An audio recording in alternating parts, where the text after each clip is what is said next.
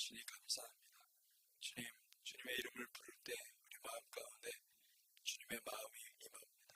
주님의 생각과 주님의 통치가 임합니다. 주님, 오늘도 우리가 주님 앞에 나아갑니다. 이 아침에 주님을 뵙고 주의 음성을 듣기를 사모합니다. 성령님, 한 사람 한 사람 주님께서 찾아가 주시고 이 시간 원근 각지에서 하나님을 부르짖고 하나님께 기도하는 모든 주의 백성들에게 임하여 주시옵소서. 하나님, 그리고 주님과 영원토록 동행하는 그 복된 삶을 우리가 다 누릴 수 있도록 축복하여 주시옵소서. 감사하며 예수님 이름으로 기도했습니다. 아멘. 오늘 말씀은 사도행전 11장 19절에서 30절까지 말씀입니다.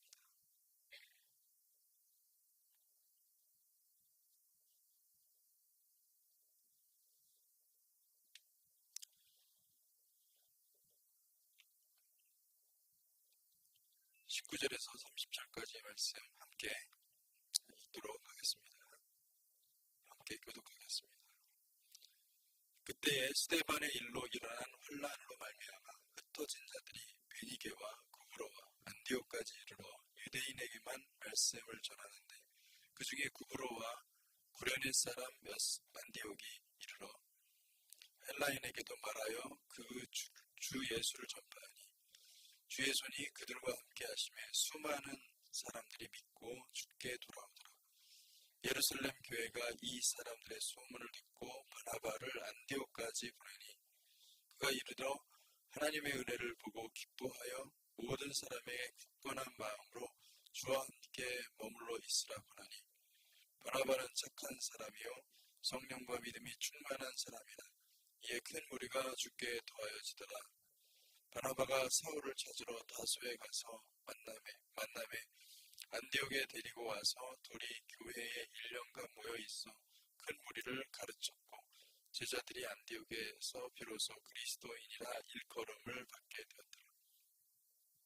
그때 선지자들이 예루살렘에서 안디옥에 이르니 그 중에 아가보라 하는 한 사람이 일어나 성령으로 말하되 천하에 큰 흉년이 들리라 하더니 글라디오교 때에 그렇게 되니라.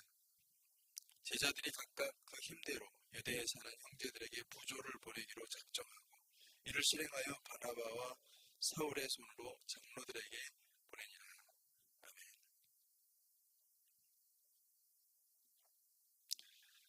계속해서 우리가 지금 사도행전을 보고 있습니다. 사도행전은 성령께서 교회를 이끌어 가시고 또 성령께서 친히 복음을 증거하는 역사라고 할 수가 있습니다.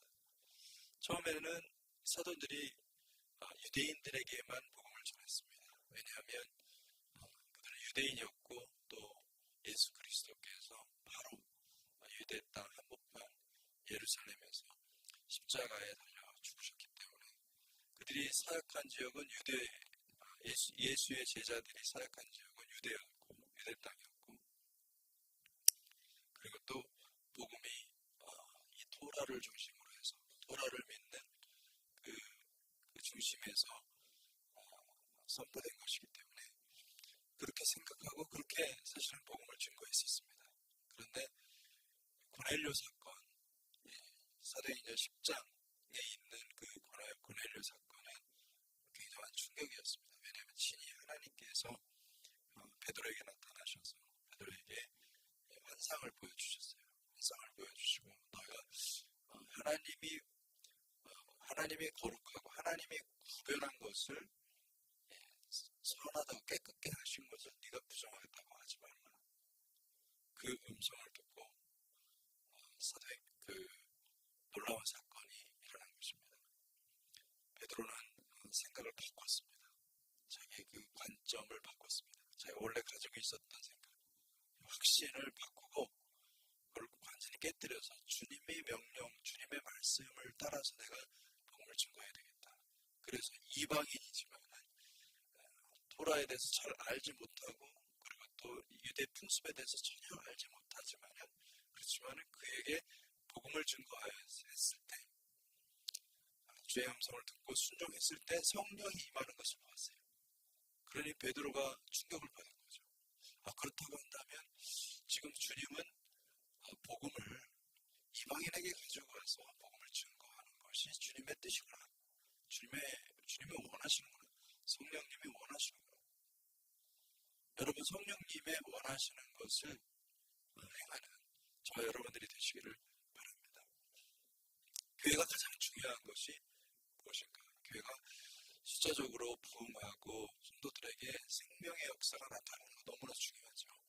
근데 더 본질적으로 중요한 부분이 있습니다. 그것은 무엇이냐면 우리가 방향성을 정확히 잡는 것입니다. 주님이 기뻐하시고 성령님이 인도하시는 방향으로 가야 될 줄로 믿습니다. 교회가 만약에 그 방향을 놓치면 어떻게 되느냐? 그러면요, 교회는 커질 수 있습니다. 부흥할 수 있고 또 사람들이 많이 모일 수가 있죠. 그렇지만은 그 교회는 주님과 상관없이 주님과 방향을 같이 하지 않는 교회가 될 수가 있어요. 그러면 문제가 생깁니다. 그러면 교회가 부흥하지만 사람들의 숫자가 많아지지만 자기 교회가 될 수가 있고, 주님과 상관없는 교회가 될 수가 있어요. 여러분, 주님은요, 분명한 의지가 있고 분명한 뜻이 있습니다. 방향이 있습니다. 주님의 방향으로 우리가 가야 돼요. 교회가 커지는 것은 하나님께서 기뻐하지 않습니다. 지금은 전략적으로 제가 어제도 말씀드렸지만 전략적인 옷을 입을 필요가 있습니다. 교회는 커지면 반드시 파송해야 됩니다. 그게 이미 사도행전 때도 그랬습니다. 이 주님 초대교회 당시 때도 하나님이 분명하게 교회 방향성을 가르쳐 주셨어요. 교회는 계속해서 파송하고 전도하고 그리고 흩어져야 됩니다. 흩어져서 그곳에서 복음을 증거하고, 그래서 그곳에서 또 부흥하면 또 거기서 또 나눠져서 파송을 해서 한 곳에 모이는 것을 하나님이 원하지 않으세요. 왜 원하지 않느냐면 한 곳에 모으는 때가 있습니다. 주님이 오실 때는 사방에서 다 택하신 자들 다 모은다고 그랬어요. 그런데 여러분, 그때까지는, 주님 오실 때까지는 우리는 계속해서 복음의 그 횃불을 들고 계속 전진해야 되는 줄 믿습니다. 교회 방향성이 중요한 거예요. 굉장히 중요한 거예요. 그것을 놓치면 우리가 자칫 잘못된 생각으로 빠져가지고 우리가 이단에도 빠지기도 하고 그렇게 되는 거예요. 여러분, 주님께서 우리를 사랑하셔서 우리 주님의 공동체 교회에 놀라운 부흥을 허락해 주신 줄 믿습니다. 그러나 우리가 그 가운데서도 깨달아야 될 것은 뭐냐면 우리가 사람들을 파송하고 사람들을 보내고 사람들 계속해서 교회가 그냥 우리 로컬 철치로서만의 기능을 하는 것이 아니라 이제는 정말 교회를 네트워크를 만들어서 사람들에게 교회를 계속해서 사역자들을 만들어내서 파송하고 또 서큘레이션을 시키고 그렇게 해서 교회가 정말 왕성하게 전체 교회 유니버시티 철치가 온전히 건강해지고 선한 영향력을 끼치는 교회가 되어야 될 줄 믿습니다. 아멘. 그런 마음을 애초부터 가져야 돼요. 그런 마음이 만약에 없으면은 우리 교회가 참 어려워지는 거죠. 이게 부흥이 안 돼서 어려워지는 게 아니라 부흥이 되면 문제가 되는 것입니다. 여기 보니까 이런 말씀이 있죠. 스데반의 일로 일어난 혼란으로 말미암아 흩어진 자들이 베니게와 구브로와 안디옥까지 이르러 유대인에게만 말씀을 전하는데, 베니게와 구브로와 안디옥은 어디입니까?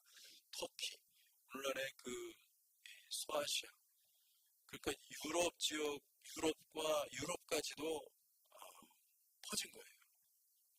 굉장히 복음이 급속도로, 그러니까 물론 여기 지금 아마 이 시간은 사도행전의 역사는요 굉장히 빠르게 진행이 됩니다. 그래서 아마 꽤나 지났을 거예요. 한 10년 정도 지났을 거예요. 성령의 사건 이후로 상당히 많은 시간이 흘렀을 거예요. 그런데 베니게와 구브로와 안디옥까지 복음을 들고 간 유대인들이 많았어요. 그런데 그들이 또 누구에게 말씀을 전했습니까? 그러니까 그들이 그곳에 사는 유대인들에게, 왜냐하면 토라를 알아야 예수님을 이해하니까 그 토라를 알고 있는, 율법을 알고 있는 유대인들에게 복음을 전했습니다. 그래서 그런데 20절 20절에 보니까 그 중에 구브로와 구레네 몇 사람이 안디옥에 이르러 헬라인에게도 말하여 주 예수를 전파하니.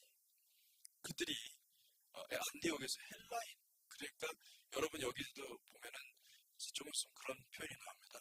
하나님을 경외하는 사람, 하나님을 두려워하는 사람들이라는 그 전문 용어가 나와요. 그게 뭐냐면 무슨 뜻이냐면 이방인으로서 또 회당에 참석해요. 유대인들은 곳곳에 가는 곳마다 우리가 교회를 세우듯이 회당을 세웠습니다.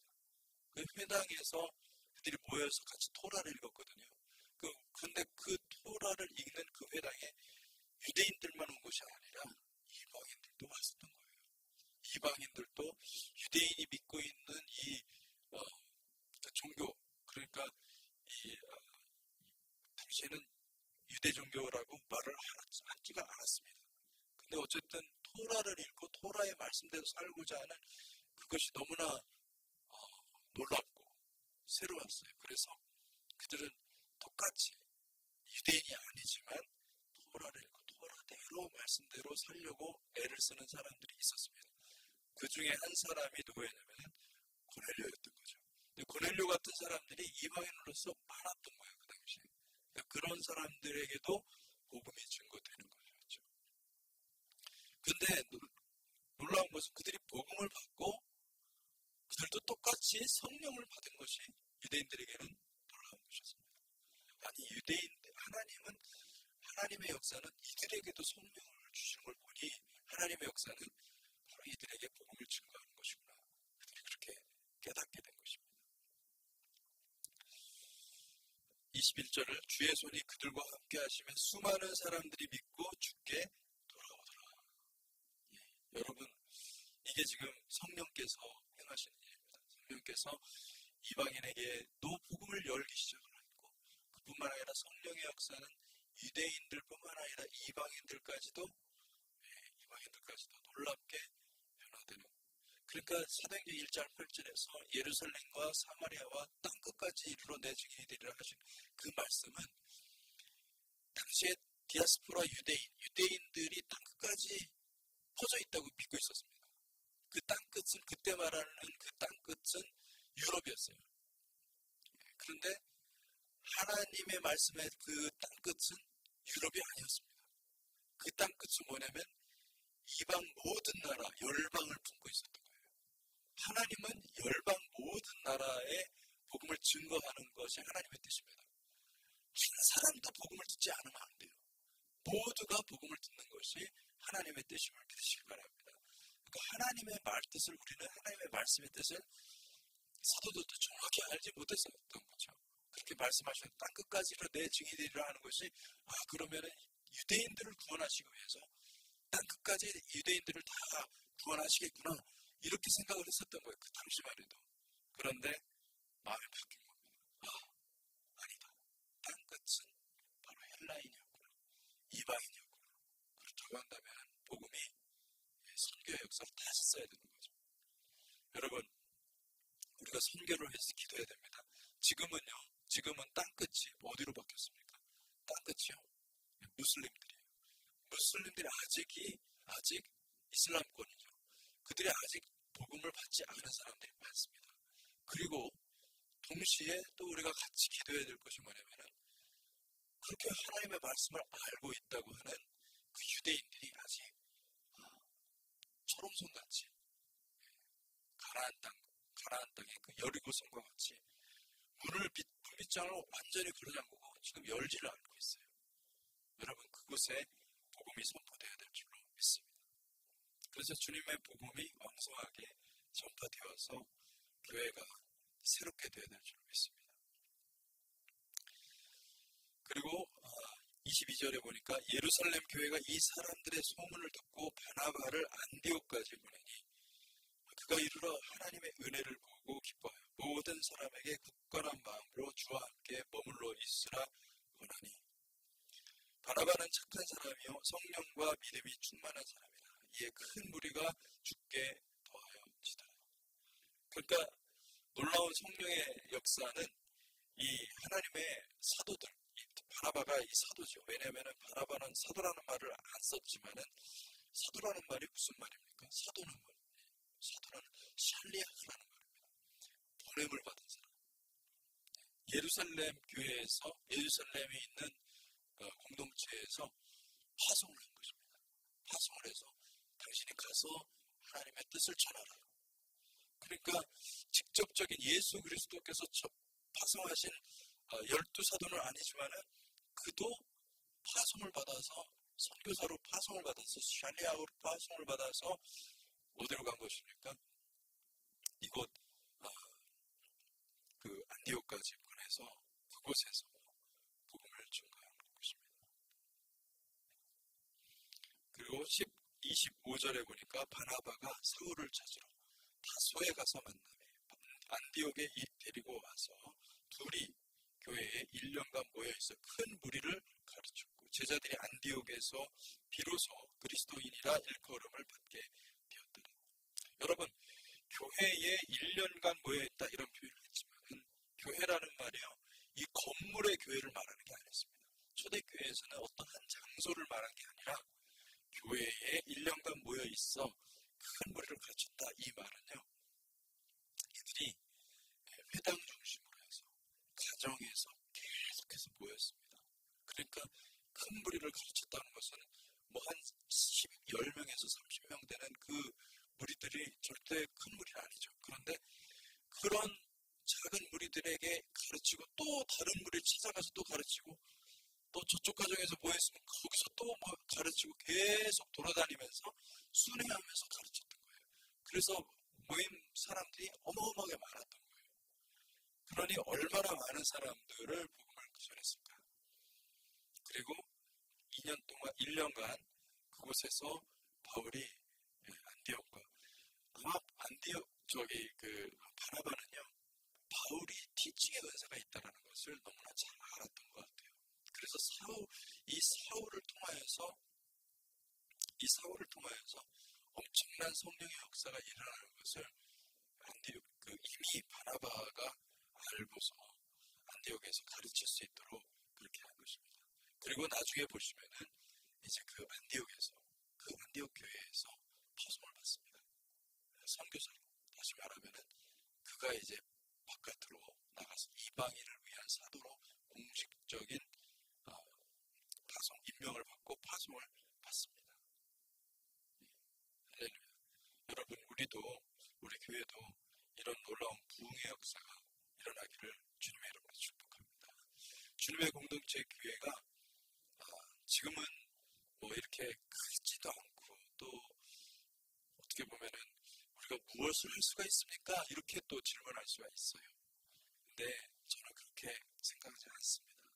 하나님은 때가 되면 우리 교회를 세우실 것입니다.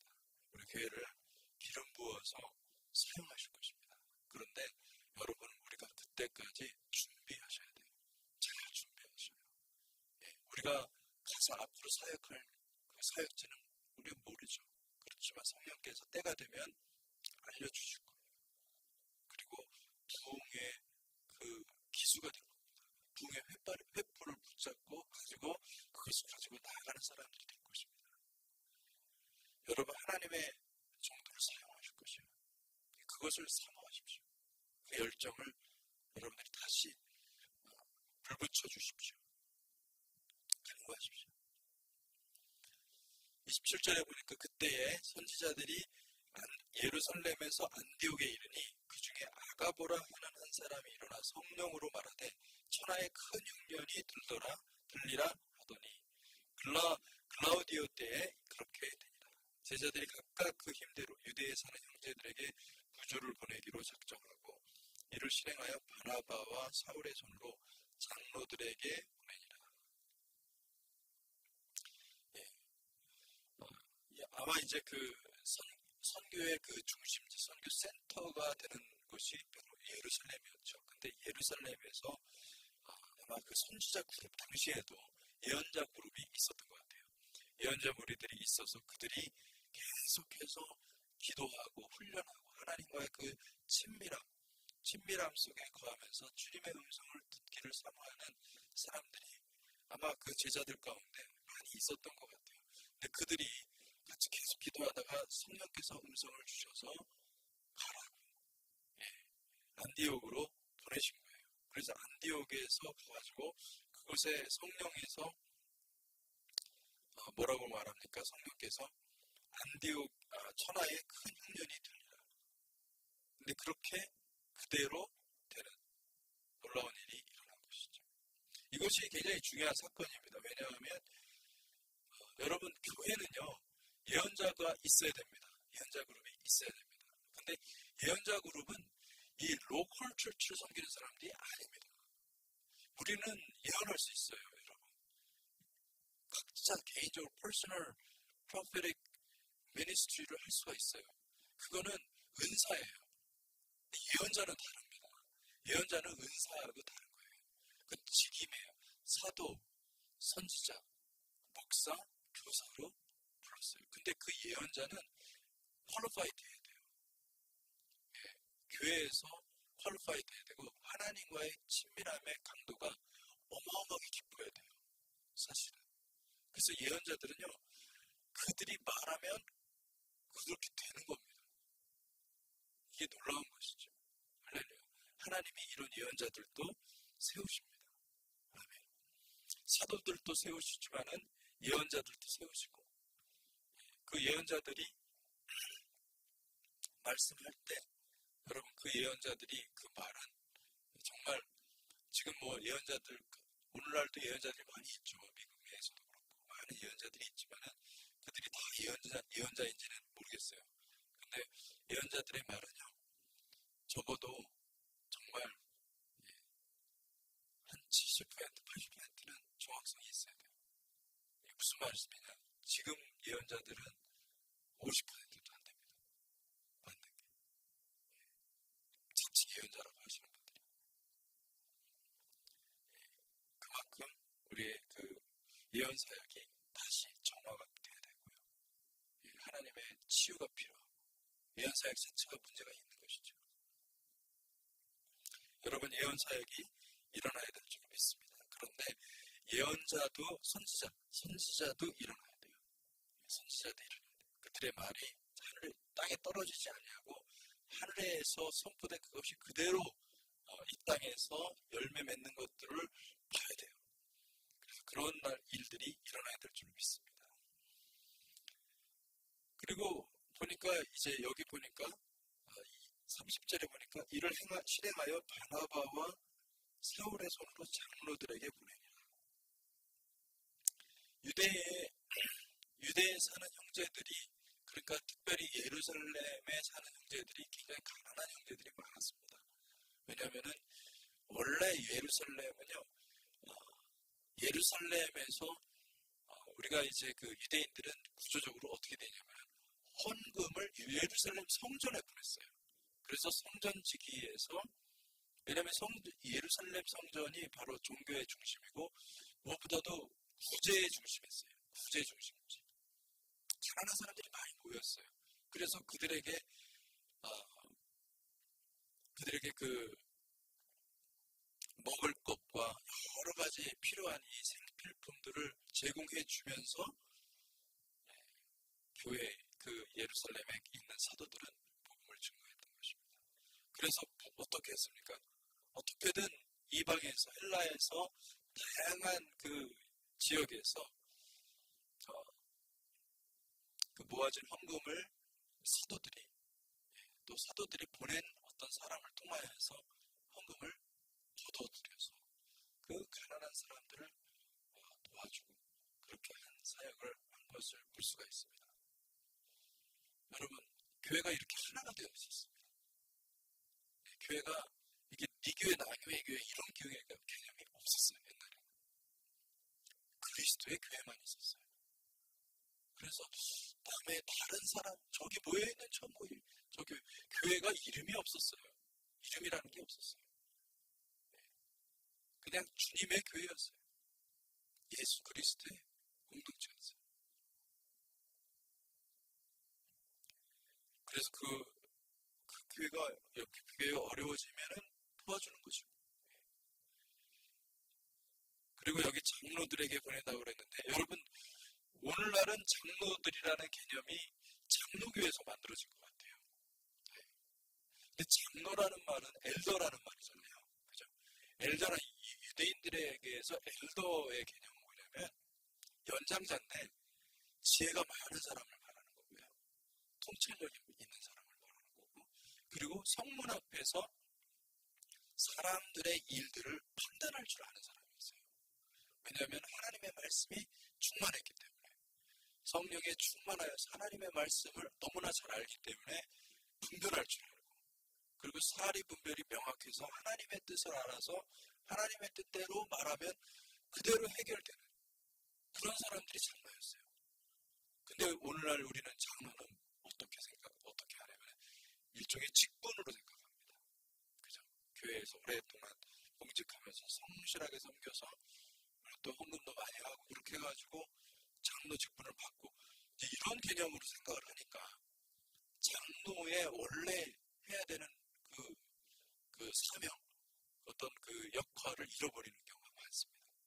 여러분, 장로가 되기를 사모하시기 바랍니다. 장로는 오늘날로 말하면 목사였어요. 하나님의 말씀을 가르치기도 하고 그 말씀 그대로 실천하고 그 말씀 그대로 살고, 사람들이 보고 저거는 누가 뭐래도 장로님이야, 목사님이. 교회 지도자들이었죠. 공동체의 지도자들이었습니다. 그들의 역할을 정말로 잘 수행하니까 어떻게 합니까? 그들에게 다 돈을 보낸 거죠. 왜냐하면 그들이 알아서 할 테니까. 철저하게 신뢰했어요. 여러분, 이것이 회복되어야 될 줄로 믿습니다. 아멘. 여러분, 그래서 특별히 남자분들은 장로가 되기를 힘쓰십시오. 아멘. 사모하십시오. 주님이 장로에게 주시는 그 축복이 있습니다. 이것을 잘 감당하시면 어마어마한 축복이, 사실은 이게 장로들에게, 장로는 직분이 아니었습니다. 그때는 사도는 직분이었죠. 사도나 선지자나 또 목사나 이건 직분이었지만 장로는 직분이 아니었었어요. 우리가 지금 직분으로 생각하지만 장로라는 것은 뭐냐면 엘도로서 하나님의 말씀, 노인으로서 나이가 많은 사람으로서 경험이 많지만 하나님의 말씀 가운데 살아갔던 사람들이, 그들에게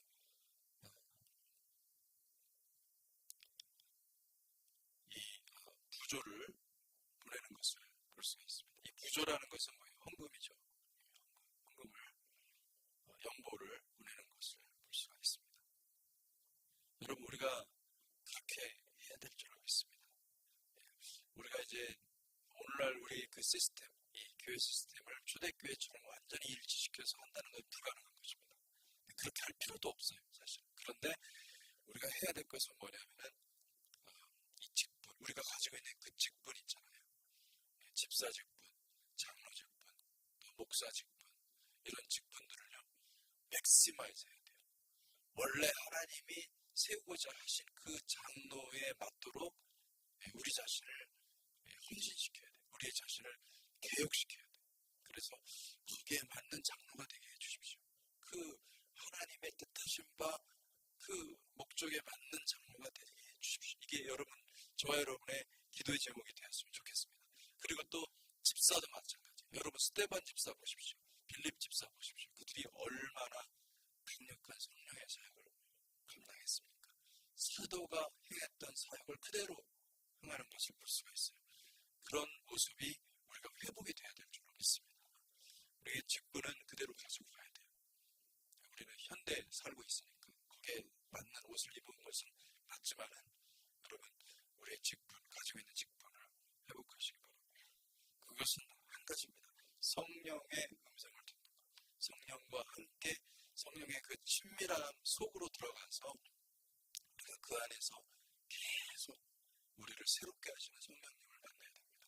내 내면이 바뀌고 변화되고 성숙할 때, 그때 하나님께서 우리를 그렇게 사용해 주실 줄로 믿습니다. 또 하나님께서 그런 음성을 들려주시면 저는 정말로 장로를 세울 겁니다. 장로도 세우고 또 집사도 세우고 세워서 하나님의 일을 감당할 수 있도록 그렇게 할 것입니다. 할렐루야. 주님께서 놀라운 역사를 베풀어 주실 것을 믿습니다. 기도하겠습니다. 하나님 아버지, 우리에게 이런 은혜를 주시니 감사합니다. 교회를 하나님께서 주셔서 이 교회를 통해서 사람들을 모으게 하여 주시고, 하나님 교회를 통하여서 우리가 같이 모여서 기도하고, 주님 유대인들이 그 회당을 중심으로 해서 모여서 같이 기도하고, 같이 그리스도인이라 일컬음을 받았다. 그 이름을, 그리스도인이라는 이름을 받은 것과 같이 하나님 우리도 그리스도인으로서 이렇게 살아갈 수 있게 해주시니 감사합니다. 주님, 우리가 그 복음의 깃발을 들고 그 복음의 횃불을 들고 전진할 수 있게 해주셔서 감사합니다.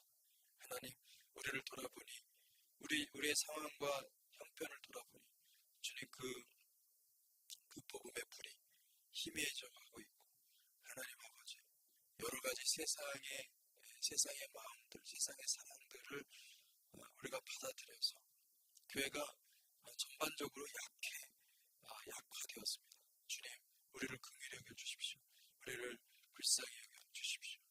하나님, 우리를 정죄하고 우리를 비난하기보다는 하나님, 우리를 깊이 내면을 살펴보고, 주님, 어떻게 하면 주님 가까이 갈 수 있을까? 어떻게 하면 우리가 성령을 받아서 정말 성령과 함께 같이 우리가 성장해가고, 우리가 주님께서 기뻐하시는 그 부흥의 역사를 우리가 만들어낼 수 있을까?